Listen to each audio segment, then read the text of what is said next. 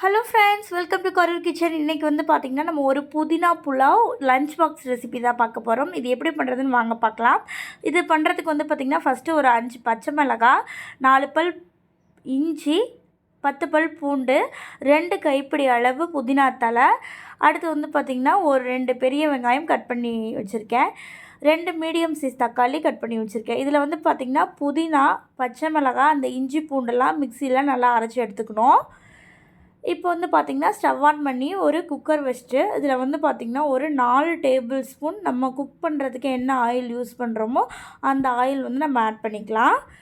அடுத்து வந்து பார்த்திங்கன்னா இந்த பிரியாணி இலை, பட்டை, ஏலக்காய், அந்த அன்னாசி பூ இதெல்லாம் இருக்கும் பார்த்திங்களா, அந்த தாளிக்கிறதுக்கு தேவையான எல்லாமே போட்டுடலாம். அடுத்து இது நல்லா பொரிஞ்சதுக்கப்புறமா நம்ம கட் பண்ணி வச்சுருக்க பெரிய வெங்காயம் ஆட் பண்ணிக்கலாம். நான் வந்து பார்த்திங்கன்னா 2 பெரிய வெங்காயம், 2 தக்காளி தான் எடுத்திருக்கேன். இதுவே போதும். இதுக்கு மேலே நீங்கள் சேர்த்திங்கன்னா அது தக்காளி சாதம் மாதிரி ஆயிரும். தக்காளி சேர்த்திங்கன்னா தக்காளி வந்து ஒன்று கூட சேர்க்கலாம். ஸோ பார்த்திங்கன்னா இப்போ வெங்காயத்தை நல்லா இந்த மாதிரி இந்த எண்ணெயில் நல்லா வதக்கிக்கலாம். வெங்காயம் வந்து ஓரளவுக்கு நல்லா வதங்கணும்.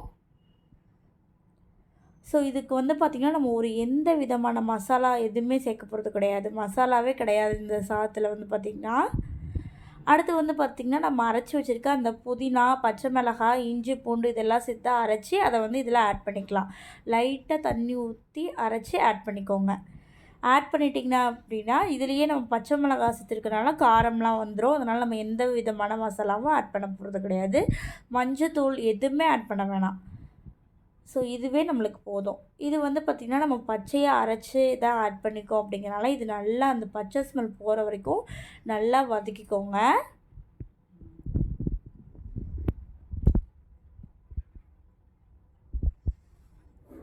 இது வந்து பார்த்திங்கன்னா கிட்ஸுக்கெலாம் லஞ்ச் பாக்ஸ் ரெசிப்பியாக நீங்கள் செஞ்சு கொடுக்கலாம். ரொம்ப சூப்பராக இருக்கும். சீக்கிரமாகவுமே செஞ்சிடலாங்க. ரொம்ப ரொம்ப ஈஸியும் கூட.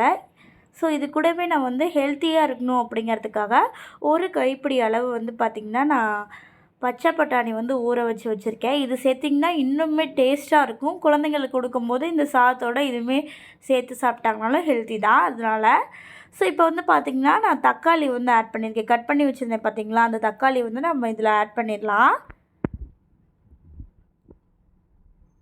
அடுத்து பச்சை பட்டாணியும் நல்லா தண்ணிலாம் வடிச்சிட்டு ஆட் பண்ணிக்கிறேன். ஸோ ஆட் பண்ணிவிட்டு இது எல்லாத்தையுமே நல்லா ஒரு மிக்ஸ் பண்ணி விட்டுறலாம்.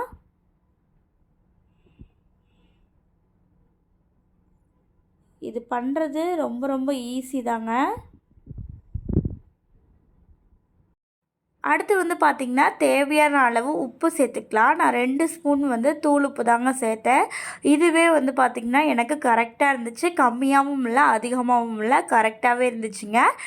ஸோ நீங்களும் வந்து பார்த்திங்கன்னா கொஞ்சம் கம்மியாக கூட சேர்த்துக்கோங்க. ரொம்ப அதிகமாக போயிடுச்சுனா தான் பிரச்சனை. அதனால் கம்மியாக சேர்த்தா கூட பரவாயில்லைங்க. நம்ம தண்ணி ஊற்றி நல்லா மிக்ஸ் பண்ணி பார்த்துட்டு டேஸ்ட் பண்ணி பாருங்கள். டேஸ்ட் பண்ணி பார்த்திங்கன்னா நம்மளுக்கு எப்பயுமே வந்து பார்த்திங்கன்னா நம்ம அரிசி போடுறதுக்கு முன்னாடி டேஸ்ட் பண்ணோம்னா கொஞ்சம் வந்து உப்பு லைட்டாக ஒரு பிஞ்ச் வந்து தூக்கலாக இருந்தால் கரெக்டாக இருக்கும். ஸோ இப்போ உப்பு சேர்த்துனால தக்காளி சீக்கிரமாக வதங்கியும் வந்துடும். அடுத்து வந்து பார்த்திங்கன்னா நான் ஒரு 2 ஸ்பூன் வந்து தயிர் சேர்த்துக்கிறேன். ஸோ தயிர் சேர்த்துட்டு உடனே வந்து பார்த்திங்கன்னா அடுப்பை வந்து சிம்மில் வச்சுட்டு நல்லா மிக்ஸ் பண்ணி விட்டுருங்க. நீங்கள் தயிர் சேர்த்துட்டு நீங்கள் வந்து கொஞ்சம் நேரம் கழித்து நம்ம மிக்ஸ் பண்ணிக்கலான்லாம் நினைக்காதீங்க. டக்குன்னு மிக்ஸ் பண்ணி விட்டுறணும். இல்லைன்னா அந்த தயிர் வந்து ஒரு மாதிரி திரிஞ்சு வந்துடும். ஸோ தயிர் இருக்கிற இதுவே தெரியாத அளவுக்கு நல்லா இந்த மாதிரி மிக்ஸ் பண்ணி விட்டுருங்க. அடுத்து நம்ம தண்ணி ஆட் பண்ணிக்கலாம். நான் வந்து பார்த்திங்கன்னா 1.5 கப் வந்து அரிசி ஊற வச்சு எடுத்து வச்சுருக்கேன். இதுக்கு வந்து பார்த்திங்கன்னா ஒரு 3 கப் வந்து நம்ம தண்ணி சேர்த்துக்கணும். நான் வந்து அந்த மிக்சிலேயே லைட்டாக ஒட்டிகிட்ருக்கோம் அப்படிங்கிறனால நம்ம இந்த மாதிரி சேர்க்குற தண்ணி அதில் ஊற்றி அலசி அதையுமே ஆட் பண்ணிட்டேன். ஸோ இப்போ நம்மளுக்கு தண்ணி சேர்த்தாச்சு. இப்போ வந்து நான் செக் பண்ணி பார்த்தேன், உப்பு கரெக்டாக இருந்துச்சு எனக்கு. இந்த மாதிரி டைமில் நீங்கள் செக் பண்ணி பார்த்துட்டு கம்மியாக இருந்தால் கூட ஆட் பண்ணிக்கலாம். அதனால் அதிகமாக போட்டுறாதீங்க. இப்போ தண்ணி நல்லா கொதித்து வந்ததுக்கப்புறமா நம்ம ஊற வச்சுருந்த அரிசி எடுத்து சேர்த்துக்கலாம். நான் வந்து இப்போ வீட்டில் நான் யூஸ் பண்ணுற அரிசி தாங்க சேர்த்துருக்கேன். பாஸ்மதி ரைஸ்லாம் சேர்க்கல. ஸோ இதுக்கே வந்து பார்த்திங்கன்னா சூப்பராக இருந்துச்சு. ஸோ சேர்த்துட்டு இந்த மாதிரி நல்லா ஒரு மிக்ஸ் பண்ணி விட்டுருங்க. அவ்வளோதான். மிக்ஸ் பண்ணிவிட்டு நம்ம வந்து குக்கர் மூடி போட்டு மூடி வச்சிடலாம். ஸோ இது வந்து பார்த்திங்கன்னா 2 விசில் வச்சு எடுத்தாலே நம்மளுக்கு போதுங்க. சூப்பராக அருமையாக ரெடி ஆகிடும். ஸோ விசில் அடங்கினதுக்கப்புறமா நம்ம பார்க்கலாம். இப்போ வந்து பார்த்திங்கன்னா நம்மளுக்கு சூப்பரான சுவையான புதினா புலாவ் வந்து ரெடி ஆகிடுச்சு. ஸோ இந்த மாதிரி நல்லா மிக்ஸ் பண்ணி விட்டிங்கன்னா நம்ம அந்த பச்சை பட்டாணி அதெல்லாம் சேர்த்துருக்கோம். அது நல்லா சூப்பராக அந்த ஸ்மெல் வந்து ரொம்ப சூப்பராக இருந்துச்சுங்க. ஸோ இதை நீங்களும் உங்கள் வீட்டில் ட்ரை பண்ணி பார்த்துட்டு எப்படி இருந்துச்சு அப்படின்னு கீழே கமெண்டில் சொல்லுங்கள்.